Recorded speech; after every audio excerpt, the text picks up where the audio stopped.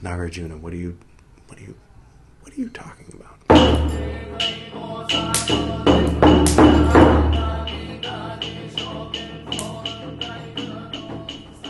Welcome back. This is Buddhist Books Podcast, episode 319, Mūlamadhyamakakārikā, part 1, in which we'll begin reading Mūlamadhyamakakārikā. Took a little bit of practice to be able to say that. I'm probably not saying it correctly. So, I'm pretty sure that every time I said that in today's recording, I said it wrong. So, it's the first episode, so moving forward, hopefully we'll get it right.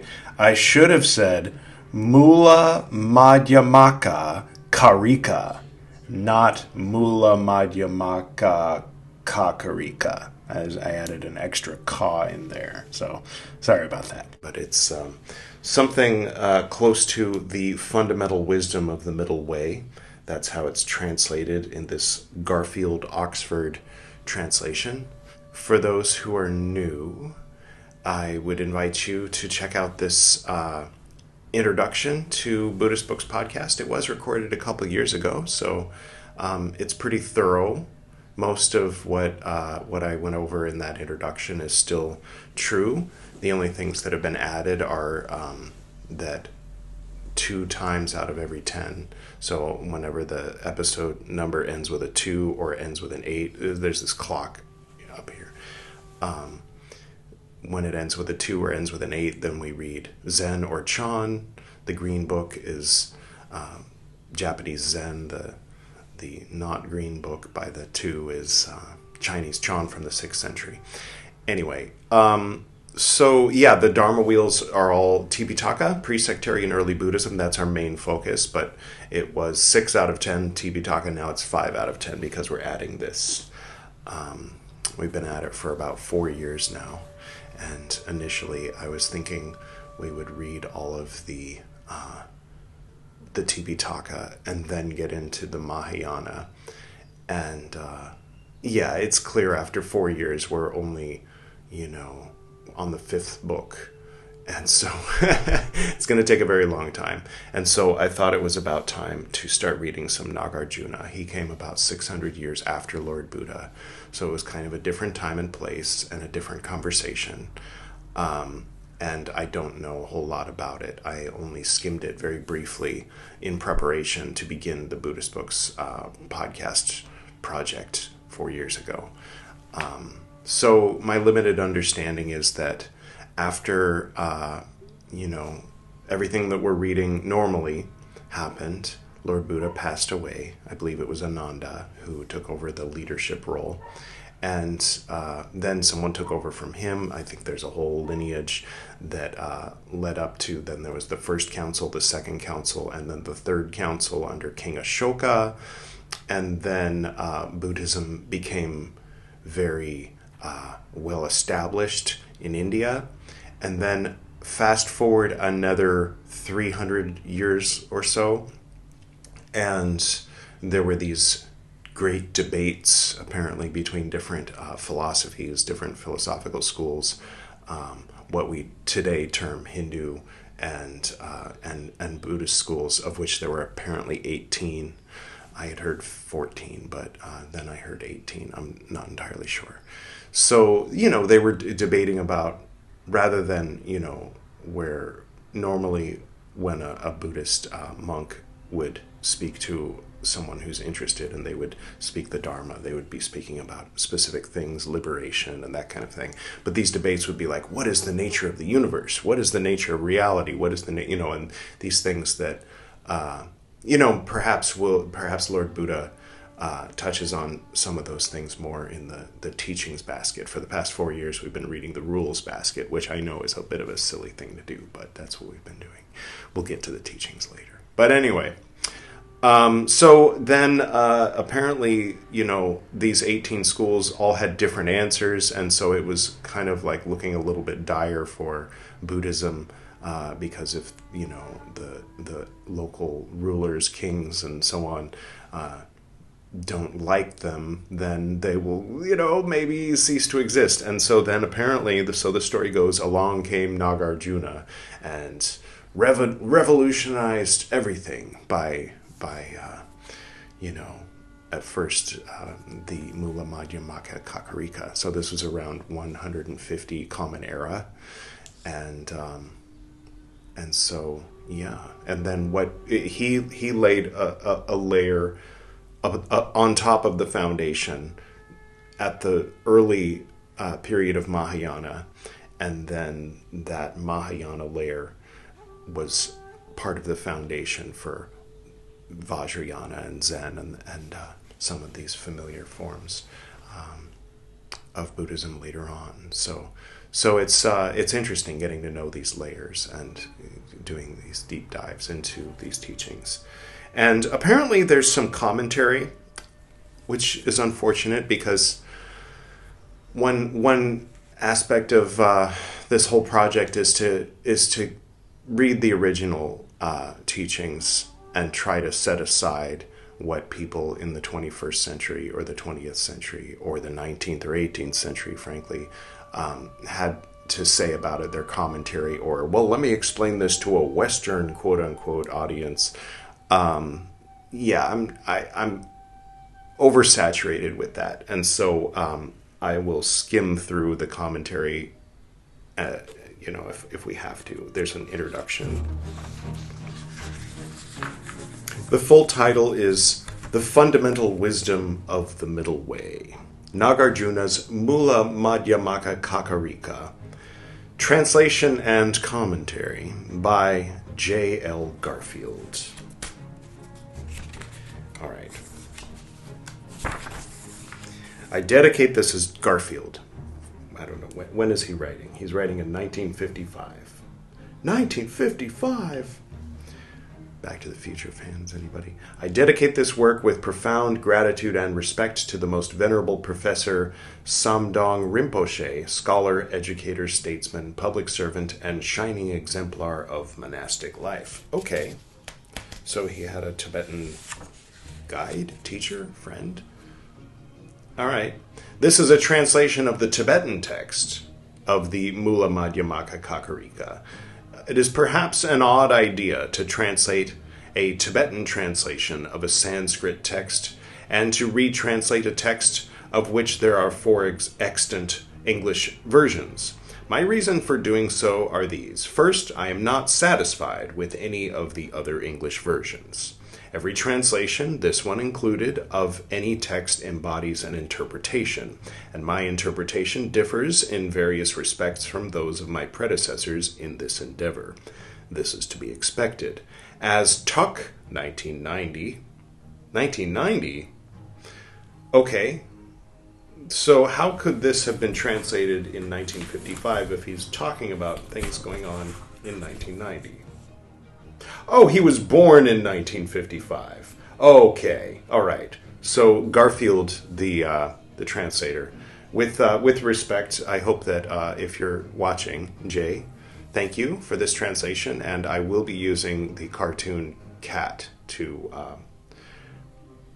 refer to you, and I hope that that's okay. I'm sure that kids probably born in 1955. No, you were an adult before Garfield was a thing, so probably no kids teased you about that. If anything, they teased you about the President Garfield. Okay, I will just get back into it. So this is a little more recent than I realized. Okay, fair enough. As Tuck, 1990, has correctly observed, a previous translator, presumably, Nāgārjuna, like any philosopher, from a distant cultural context, is always read against an interpretive backdrop provided by the philosophical presuppositions of the interpreter, and by previous readings of Nāgārjuna. So I claim no special privileged position vis-a-vis Strang, 1967, Inada, 1970, Sprung, 1979, or Kalupahana, 1986. So those are apparently the previous translations of Mūlamadhyamakakārikā. Those who have read one of those, and feel free to comment below and let me know what you thought of those. Okay. Only a different position. one that I hope will prove useful in bringing Mūlamadhyamakakārikā into contemporary philosophical discourse. I, like any translator-interpreter, must acknowledge that there is simply no fact of the matter about the correct rendering of any important and genuinely interesting text. Interpretations, and with them translations, will continue to evolve as our understanding of the text evolves and as our interpretive horizon changes. Matters are even more complex and indeterminate when the translation crosses centuries, traditions, and languages, and sets of philosophical assumptions that are quite distant from one another, as is the case in the present project. So each of the available versions of the text embodies a reading. Inada reads Nāgārjuna from the standpoint of the Zen tradition, and his translation reflects that reading.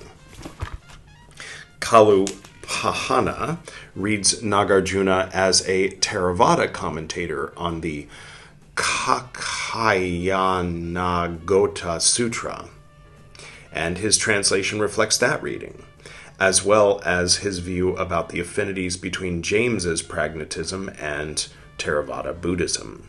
Sprung adopts Murti Kantian's interpretation of Madhyamika, and his translation reflects, is it Mūlamadhyamakakārikā? Am I reading that vowel wrong? No, Madhyamaka, okay. Madhyamaka, middle way, right? Madhyamika sometimes. I don't know the difference, but we'll just keep reading. His translation reflects that interpretation. Strang reads the text as primarily concerned with religious phenomenology. There is no translation of this text into English and no commentary on it that specifically reflects an Indo-Tibetan Prasangika Madhyamika interpretation, inasmuch as this is my own preferred way to read Nāgārjuna, and the reading dominant in Tibetan and highly influential in Japanese and Chinese discussions of Mūlamadhyamakakārikā. I believe that is important to fill this lacuna in the English bibliography. Okay, that's interesting. And as you might surmise based on, my shawl and the statues behind me, I too have an affinity for the Indo-Tibetan, and of course we've got the Japanese on either side. So perhaps I am, in the same tribe as Garfield, although I am sort of a hermit, so I don't think of myself as a tribe type person, but egregore, you might say. I wouldn't, but you might. So we're looking wherever Garfield's coming from, through that lens, and then through the lens of Tibetan Vajrayana Buddhism, looking back in time from their perspective at that time period in 150 Nāgārjuna. So we're going to try to ride that beam of light from YouTube by way of my voice, by way of Garfield's pen and translation, by way of an Indo-Tibetan perspective, and ride the light all the way to arrive at Nāgārjuna himself in 150 Common Era and see if we can connect with him. I think we can do it. I have faith in us. Okay. Having argued, the introduction's almost over, just another page, and then we can get to it. Having argued that all translation involves some interpretation, and hence that there is always some distance between an original text and a translation, however good and canonical that translation may be, it follows that Mūlamadhyamakakārikā and Dubu Ma Urtsa Ba Shes Rab differ.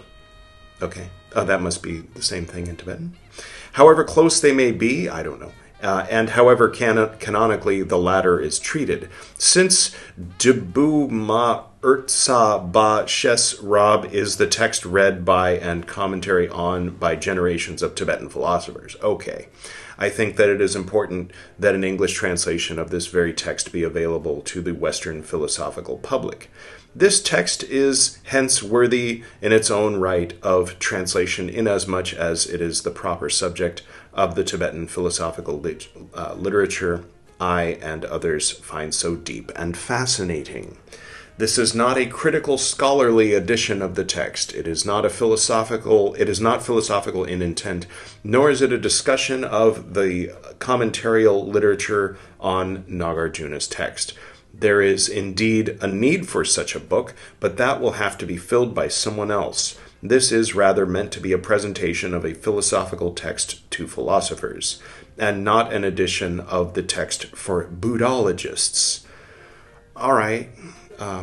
If philosophers and students who read my book thereby gain an entrance into Nāgārjuna's philosophy and see Mūlamadhyamakakārikā as interpreted herein, as a text worthy of study and discussion, this work will have served its purpose.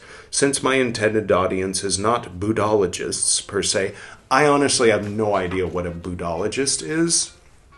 I mean, ology, study of Buddha, study of Buddhism, is different from philosophers and philosophy, and Nāgārjuna's a philosopher for philosophers. I honestly don't get the distinction, but oh well, I don't know. Anyway, per se, but Western philosophers who are interested in Buddhist philosophy. He's writing this for Western philosophers who are interested in Buddhist philosophy. Okay, well, we all have our flaws. I have tried to balance standard renderings of Buddhist terminology with the more perspicuous contemporary philosophical language. I am not sure that I have always made the right decisions, or that I have found the middle path between the extremes of Buddhological orthodoxy. Okay, well, the word orthodoxy kind of gives me a clue. Buddhological orthodoxy, yeah, okay. All right, let's steer clear of that. I agree. And Western revisionism. Is that let's bring up the spectrum. This is a spectrum that I use on another program. So we've got Buddhological orthodoxy on one hand and Western revisionism on the other.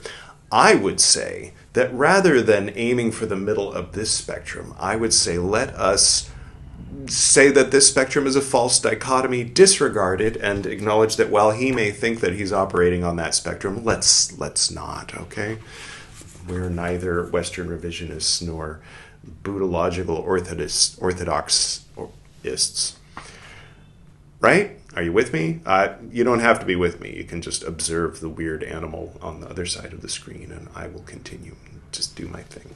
I am also striving for that elusive middle path between two other extremes in tradition. I am trying on one hand to avoid the unreadable literalism of translations that strive to provide a verbatim report of the words used in the original, regardless of whether that results in a comprehensible English text. But there is, on the other hand, the extreme represented by a translation written in lucid English prose purporting to be what the original author would have written had he been a 20th century philosopher writing in English, or one that, in an attempt to convey what the text really means on some particular interpretation, is in fact not a translation of the original text, but a completely new book, bearing only a distant relation to the original. Okay. This hopelessly mixes the tasks of translation on the one hand and critical commentary on the other. Of course, as I have noted above, these tasks are intertwined, but there is the fault of allowing the translation to become so mixed with commentary that one no longer has a grip on, for example, what is Nāgārjuna and what is Garfield. After all, although the text is interpreted and being translated, this text should still come out in translation as a text which could be interpreted in the ways that others have read it, because the original does indeed justify competing interpretations. That is one of the things that makes it such an important philosophical work. J.L. Garfield, Amherst, Massachusetts, November 1994. Okay, I feel like I've gotten to know the translator and commentator a little bit, and I feel like I've developed a little bit of a trust for him, so I think we're in good hands here. So, without further ado, I'm not going to read the acknowledgments. People helped him write it. Good enough. I'm not going to read the table of contents. I'm going to get right into it. Part 1. Mūlamadhyamakakārikā. Dedicatory verses. I prostrate to the perfect Buddha, the best of teachers, who taught that whatever is dependently arisen is unceasing, unborn, unannihilated, not permanent, not coming, not going, without distinction, without identity, and free from conceptual construction. Okay. Chapter 1. Examination of conditions. 1. Neither from itself, nor from another, nor from both, nor without a cause, does anything, whatever, anywhere, arise. Not that, not that, not that. 2. There are 4 conditions. Efficient condition. Percept object condition. Can we put some kind of definition above my head? Whatever you can get from Google. Immediate condition for percept object. Immediate condition. Dominant condition. Just so. There is no 5th condition. Okay. Efficient, percept object, immediate, and dominant. Perhaps he'll explain these later. 3. The essence of entities is not present in the conditions, etc. 4 dots. Did Nāgārjuna write etc. with 4 dots, or did he write some stuff that got left out? I'm raising an eyebrow at you, Garfield. No. If there is no essence, there can be no otherness essence. Okay. 4. Power to act does not have conditions. There is no power to act without conditions. There are no conditions without power to act, nor do any have the power to act.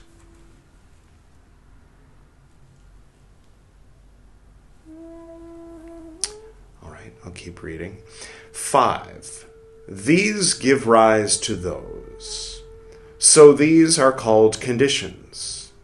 As long as those do not come from these, why are these not non-conditions?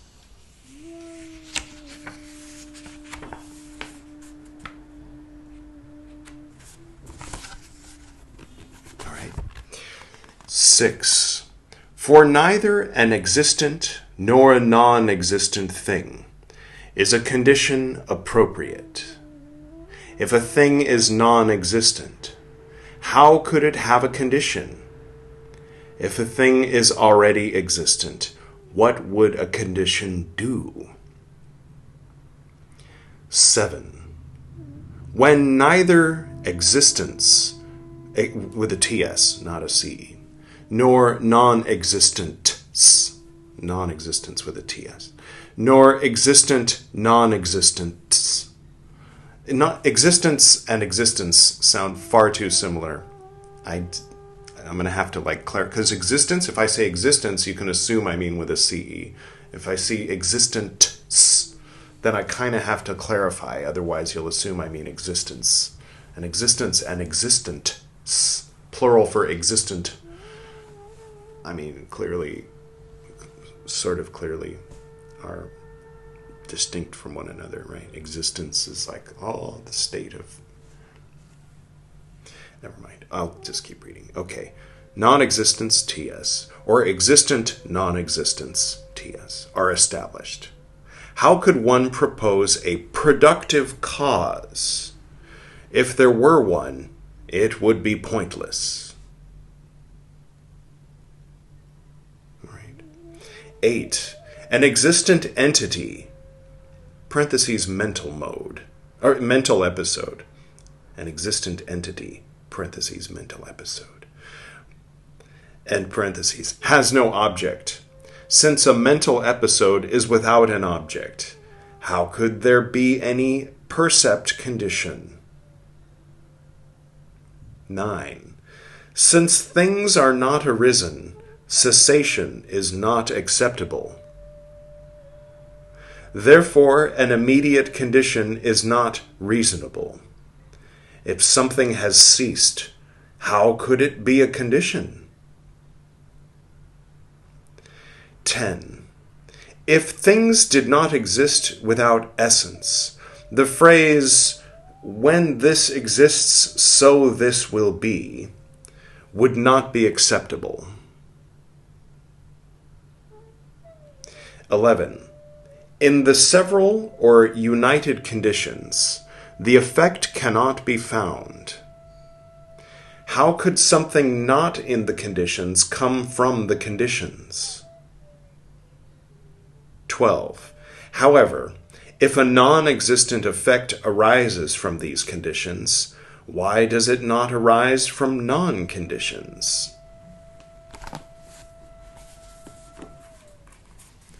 13.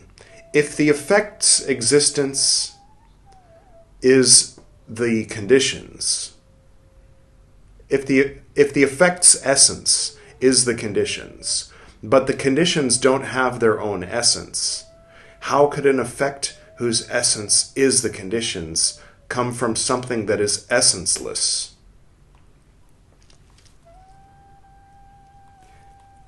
14. Therefore, neither with conditions as their essence, nor with non-conditions as their essence, are there any effects. If there are no such effects, how could conditions or non-conditions be evident? Let me pause before I read chapter 2. If indeed we read chapter 2 in this episode. All right. I just kind of want to unpack. I hope you don't mind. This isn't just like a free audiobook service. This is a process. And again, I'm not a teacher. I am a person going through this process by way of this video series in order to share the process out loud. So sometimes I have to stop and think out loud. Wow.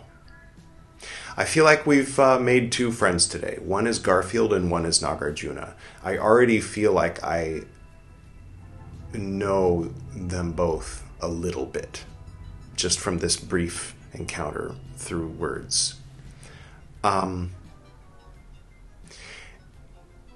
It's very interesting to me, the different things that we're currently reading. Let's kind of put the books up somewhere on the screen.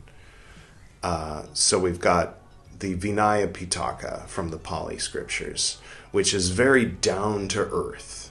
And it kind of takes you in a time machine back to ancient 6th century before Common Era, Bihar, India.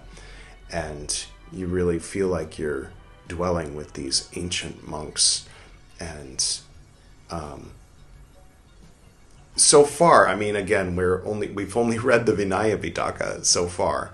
So it is very down to earth. It's rules, it's practical things. It's how do we have a meeting? How do we enforce rules? How do we determine,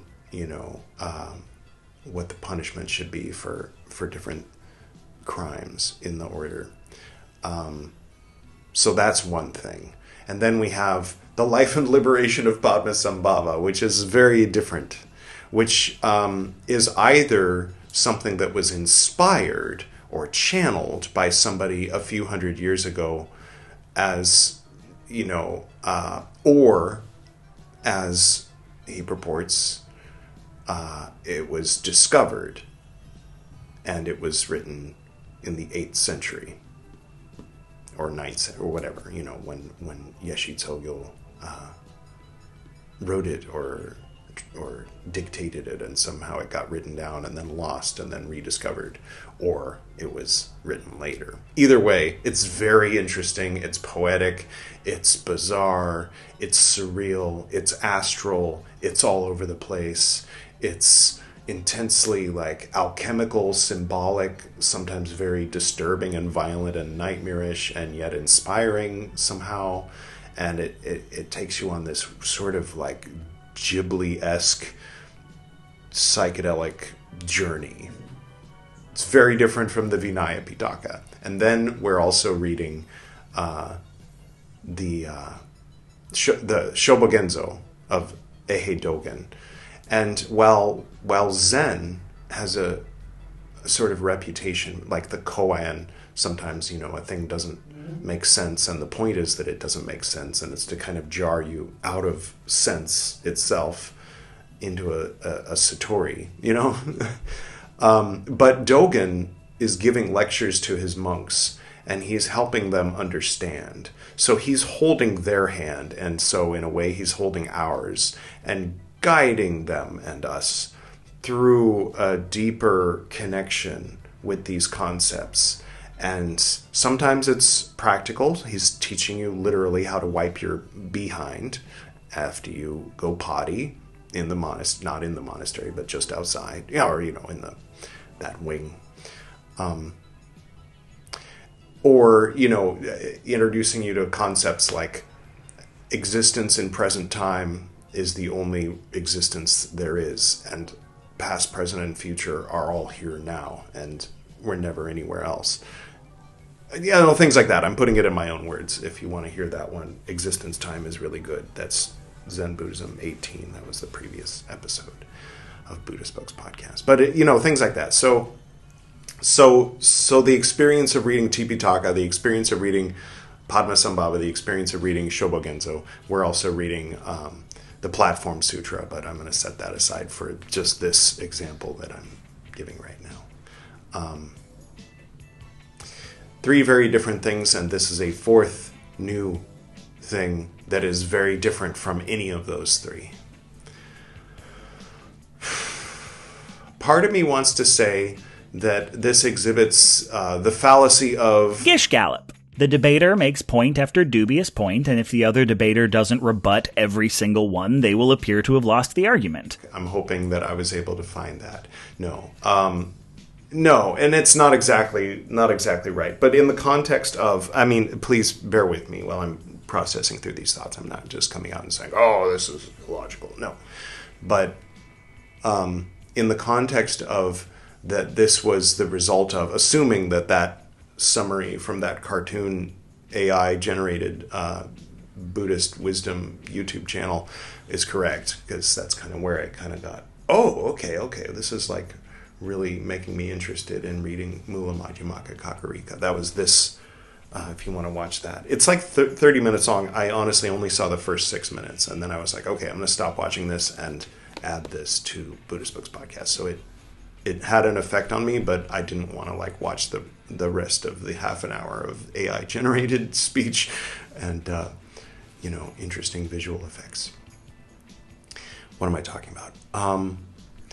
So as is put in the probably false dichotomy of today, from a today perspective, they say, it was the Hindu scholars, the Hindu philosophers versus the Buddhist philosophers, but I don't know if they would have referred to themselves that way at the time. That's kind of a today way of simplifying. They put religions in little bubbles and put little labels on them, and then try to understand events that went on in the past based on our present day understandings. I could give other examples of that, but I won't go off on a tangent. So according to the story, they were asking all kinds of questions. Well, where do you stand on this? Where do you stand on that? What is this? What is that? And some of the Buddhist schools were saying, well, it's this, it's that, and trying to give a concrete answer. Buddha would have said it's this. Buddha would have said it's that. And Nāgārjuna is coming along and saying, the causes without the conditions and the conditions without the causes. I don't mean to mock, but just the experience I just had reading those 2 pages was very what are you talking about? I'm sorry. I guess I'm not deep enough. I'm not intelligent enough to read that and follow what he's saying.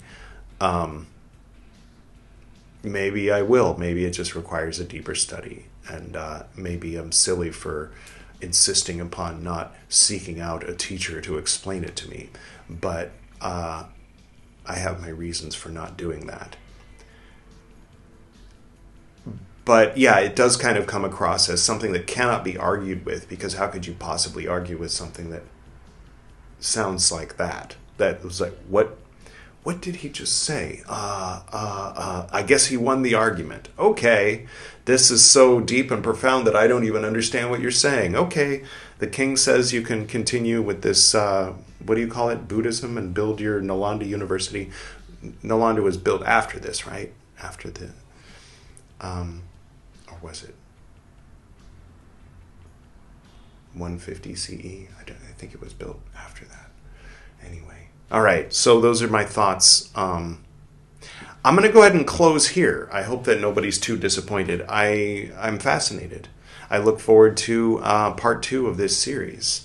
So every 10 episodes of Buddhist Books Podcast, we will read at least one chapter, if the chapters are as short as that. And sometimes they get longer, then we'll only read one. But we'll definitely read more than we did today for part 2. Part 1, I wanted to kind of introduce the idea and kind of like put my foot in the water and, say, okay, all right, this is what we're getting ourselves into. All right, I'll read a little bit more. I don't want to read an incomplete... Okay, yeah, the chapters are short, so I'll read chapter 2, and then we'll close for today, and then see how chapter 2 is. See if it's similar to chapter 1 or completely different. Chapter 2, Examination of Motion. 1. What has been moved is not moving. Okay. I can a little bit wrap my mind around that. But also kind of go, what? Is it a metaphor? Like if we're thinking non-metaphorically and we're thinking in modern times, what has been moved is not moving. So you know what I mean? Like if something's in motion, something put it in motion. It got in motion somehow, but it's not moving. If it were to change direction, if it were to stop, then that would be it moving. Maybe. That's one level. If something caused it to move, it itself is not the one that is moving. I mean, kind of. For practical purposes, you'd say, oh yeah, that's moving. But he's getting deeper with it and saying, is it moving or has it been moved? Oh. All right. Sorry, that was just one line. We're never going to get through this chapter if I stop and... Okay, apart from what has been moved and what has not been moved, movement cannot be conceived. All right. I feel like this is a little bit easier to grasp than most of chapter 1. 2, where there is change, there is motion. Since there is change in the moving and not in the moved or not moved, motion is in that which is moving. 3, how would it be acceptable for motion to be in the mover? I mean, if you're on a train and you throw a ball, never mind, when it is not moving, it is not acceptable to call it a mover. Okay.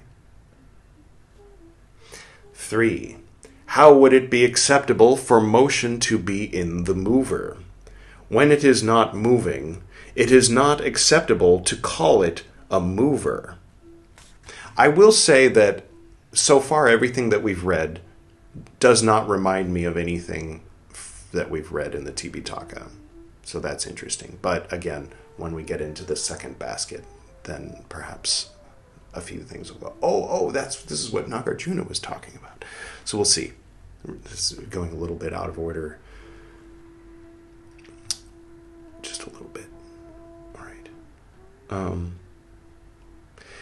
Like Pulp Fiction, you hear the second half of the story before you finish the first half of the story, and then in the end you go, oh, that's why they're wearing those clothes at the diner, right?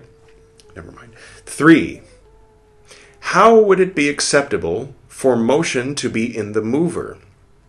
When it is not moving, it is not acceptable to call it a mover. I think we read that twice. That was the second time I read that. I'll keep reading. 4, for whomever there is motion in the mover, there could be non-motion, evident in the mover. But having motion follows from being a mover. Okay. 5. If motion is in the mover, there would have to be a twofold motion. One in virtue of which it is a mover, and one in virtue of which it moves. Sidebar. I think that it's lovely to have the benefit of not being in a philosophical debate with philosophers coming from different schools, identifying their egos with the collective ego of the school, and or trying to solicit funding from a king. It's a beautiful thing to not be in that situation, because I believe that a person can attain enlightenment and liberation in meditation without ever once examining anything close to these ideas. That's just my editorial commentary there, for whatever it's worth. 6. If there were a twofold motion, the subject of that motion would be twofold. For without a subject of motion, there cannot be motion.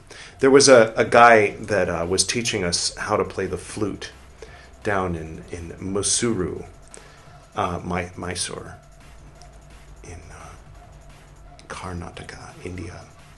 And he was Hindu, and he was making reference to those debates and laughing, saying, yeah, when the Buddhists came up and the Hindus said, well, if you say there's no self, then who is this standing before me? If there's nobody here, then I guess I win the debate. And I was sitting there like, what the fuck? Why? Gotta make it a bit like a football team. Like, my football team is obviously better than that football team. Whatever. I'm saying, I'm not saying Hindus are like this. I'm saying there was this one example of this guy who was acting like this. I think it's absurd to laugh like a bully in reference to a story about debates that went on, that turned out it was just the prologue to a story of, and then came Nāgārjuna, and he shut everyone up. You know, the guy who taught me how to play the flute didn't mention Nāgārjuna. He just mentioned the guy before Nāgārjuna came along that lost the argument, right? And laughed in not a friendly way. I didn't identify myself as Buddhist at the time. I was just learning the flute and quietly condemning him for his assholishness, if you'll pardon my français. Anyway, speaking of egos, identifying with group egos and philosophical, at least we're not trying to solicit funding from a king, right? Right, okay. What? I don't know. Sometimes I read things that cause things to come out of me, and sometimes they're directly related to the text, sometimes not. And then I record it, and then I hear myself say it, and then think about it, and then I can reflect on it. And then if it's useful to you, great. If it's not, sorry to waste your time. I don't know. Let's see. You're always free to click away whenever you wish. Subscribe, unsubscribe, thumbs up, thumbs down. It's all up to you, baby. I don't mean baby, like, it's just an expression. Imitating Ryan George, really. He likes to throw a baby in every now and then. Not throw a baby, like Philemon in day before yesterday's Carl Jung reading Chicken Philosophy. That's sister channel. Read a few different things. Okay, let's try to finish this chapter 2. Is it long? Am I ever going to finish it? My God. Okay, what have I gotten myself into? It's weird because sometimes I don't know whether I read this until I'm finished reading it. I mean, each section. So 6, if there were a twofold motion, the subject of that motion would be twofold.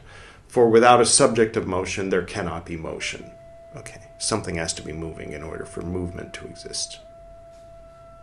Sure, if you're talking about literal physical objects and not metaphorically using these words. 7, If without a mover, it would not be correct to say that there is motion, then if there were no motion, how could there be a mover? Is the point that there doesn't have to be a mover? Because if so, I agree. 8. Inasmuch as a real mover does not move, and a non-mover does not move, apart from a mover and a non-mover, what third thing could move? That's an interest. That's more koanish. You could sit and think about that. What else besides a mover and a non-mover could move? 9. When without motion, it is unacceptable to call something a mover, how will it be acceptable to say that a mover moves? Okay. 10.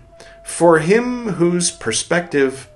What? For him from whose perspective a mover moves, there would be the consequence that without motion there could be a mover, because a mover moves. My great aunt was very young, between 5 and 8. I don't know how young exactly, but she was very young. My grandpa was 14 when, with their mother, they left New York and their father and sailed through the Panama Canal and arrived in California, relocated there. But my great aunt remembers her father leaving on a boat, but it was just a trick of perspective. She was on the boat, and she remembers seeing her father get further and further away and the water, but it was a dock. Father was on the dock. He didn't leave on the boat. They left on the boat. So, I mean, that's what's coming to mind here. From from the perspective of a person, something moves. I don't know if that's where he's going with this, but I just thought I'd blurt that out, because why not? Right. From him whose perspective a mover moves, there would be the consequence that without motion there could be a mover, because a mover moves. Not exactly the same as my great-grandpa on the dock, but I don't know what it is, honestly. But 11. If a mover were to move, there would be a twofold motion, one in virtue of which he is a mover, and one in virtue of which the mover moves.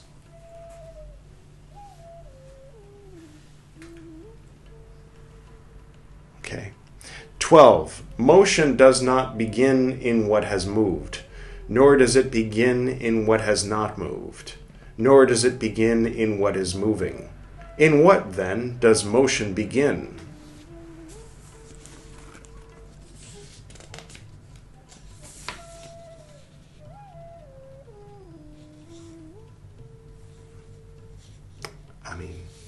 Okay, the Big Bang? No.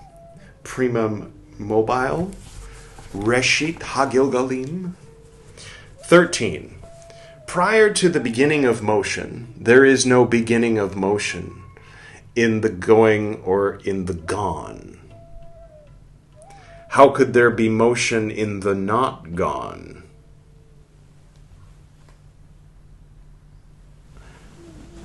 I'm going to go with mu. I know that's not really a thing yet in Buddhism, but my understanding is that that's Japanese Zen for it's a stupid question. I mean, it doesn't make sense. My dad would just say, non sequitur. What's the difference between a mouse? Sorry, no, with all due respect. No, I'll just keep reading. Sorry. 14, okay, how could there... What does this have to do... let me read it again, and maybe you can understand my frustration. Prior to the beginning of motion, there is no beginning of motion in the going or in the gone. How could there be motion in the not gone? Well, let's see, my finger's not gone. Oh, look, it's moving. What does that have to do with before the beginning there was no beginning? What? I mean, again, if you're a Zen koan artist trying to break someone's brain so that they'll become enlightened, I respect it. If you're a Buddhist apologist in 2nd century India trying to procure funding from the king by confusing him to death, I respect it. There is no third reason for that to have been written down. That's what I'd say. I'm going to write that down.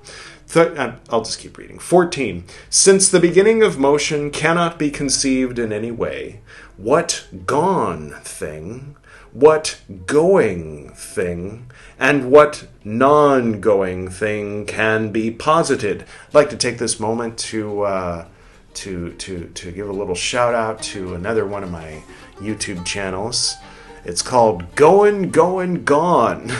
It just seems like they're talking about going and gone so much that I just thought I'd see. What happened was I'm talking to you from Goa right now. It's where I've gone, and I am gone from where I was before. So Piyu, my wife, was from somewhere else. She was from Bihar, actually, where Lord Buddha and possibly where Mūlamadhyamaka was written. And she's gone from there, of course. I'm gone from California. We're in Goa. Going, going, gone. Check it out. It's fun. It's just a little day in the life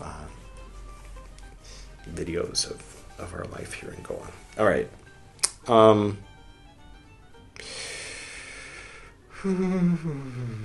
15. Just as a moving thing is not stationary, a non-moving thing is not stationary. Apart from the moving and the non-moving, a non-moving thing is not stationary? Isn't that the definition of stationary, aside from paper and pencils and stuff? But like stationary means not moving. A non-moving thing is not stationary.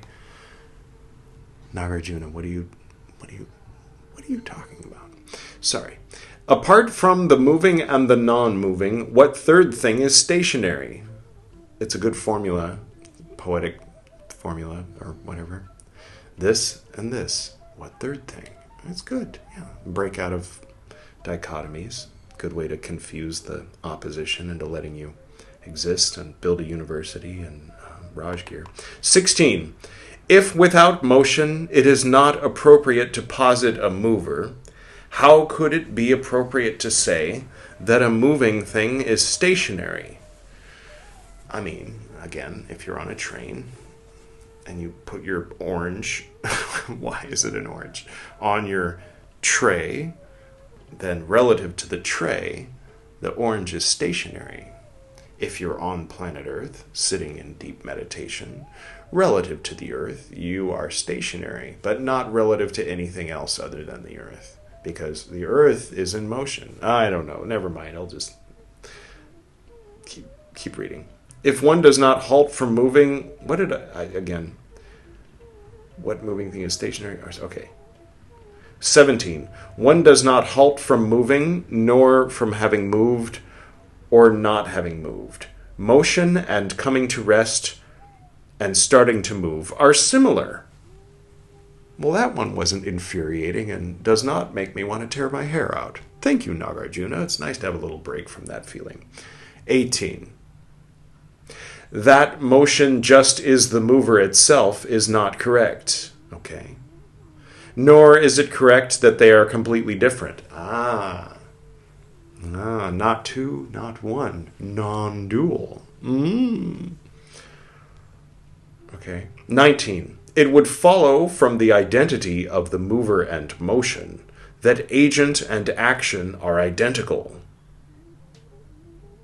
And the dancer becomes the dance. Flash dance lyrics. 20. It would follow from a real distinction between motion and mover.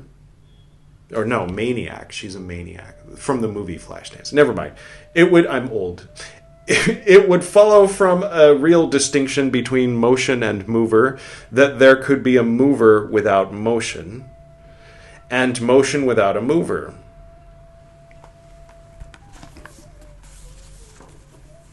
Okay. Which there can't, right? This is kind of what you're getting at. If these weren't the same, or if these weren't in some essence similar or overlapping or of the same then you could have movement without a mover and a mover without movement. 21. When neither in identity nor in difference, in space difference, can they be established, how can these two be established at all? Good, good. The person walking implies the ground beneath him and the world behind him or her, all right? These two things kind of go together, macrocosm and microcosm. Would there be either without the other? 22. The motion by means of which a mover is manifest cannot be the motion by means of which he moves. He does not exist before that motion. So what and where is the thing that moves? 23. A mover does not carry out a different motion from that by means of which he is manifest as a mover. Moreover, in one mover, a twofold motion is unacceptable. You can pat your head and rub your belly at the same time. 24. A really existent mover doesn't move in any of the three ways. A non-existent mover doesn't move in any of the three ways. I don't get it, but I like it. 25. Neither an entity nor a non-entity moves in any of the three ways. So motion, mover, and route or route are non-existent. Mind-blowing but nonsensical. But I'm sure there are millions who would disagree with me and say, no, it makes sense, you just don't get it. And that's okay. It's okay. All right. I like it. I dig it. It's definitely not reminiscent of anything else that we have read on Buddhist Books Podcast. And I have a feeling that there will be other things. You know, he's going over some basic things, because that was kind of some of the things that were apparently being debated between various schools back in 150. Was like, well, what is the nature of motion? What is the nature of particles? What is the nature of the physical world? What is the foundation for existence? And so then they all had to chime in with their different ideas. And Nāgārjuna is coming in. Oh, it's not this and not this. How could it be this if it's not that? And if it's not that, then it's this. And if it's that, if it's non this, then it's non that, and it's non that. Therefore, none of it. Moo. Proto-moo. Proto-moo-moo. Okay. I mean, it would have been a different kind of moo, because there are a lot of cows in India, right? I enjoyed this, and I look forward to reading more of it, and I'm also grateful that it's only 1 out of every 10 episodes, because I like reading about monks getting caught masturbating and having to decide to shun each other and, come to Jesus and apologize or whatever, go 6 days probation and then come back and then get to eat with everybody else again. And that kind of thing, it's just kind of like, okay. So this really is Earth we're talking about, right? And then I also enjoy, next time it's going to be episode 320, which, again, when there's a 0, is the life and liberation of PADMASAMBHAVA. So next time we're going to get into the psychedelic nightmare poetry story of PADMASAMBHAVA and his various incarnations and consorts. I hate that word, but it's the word that they use, so I just have to adjust. Female students with whom he practices tantric forms of it's the life and liberation of PADMASAMBHAVA. So that'll be up next time. So tune in, subscribe, and thanks for being here. I hope you enjoyed it, and I'll go ahead and do our usual closing that we do here on Buddhist Books Podcast. To the north and to the south, to the east and to the west. To the spirits of light among us and to the spirits below, we send out our reverent love and compassion. May all beings be happy. May all beings be serene. May all beings be in peace.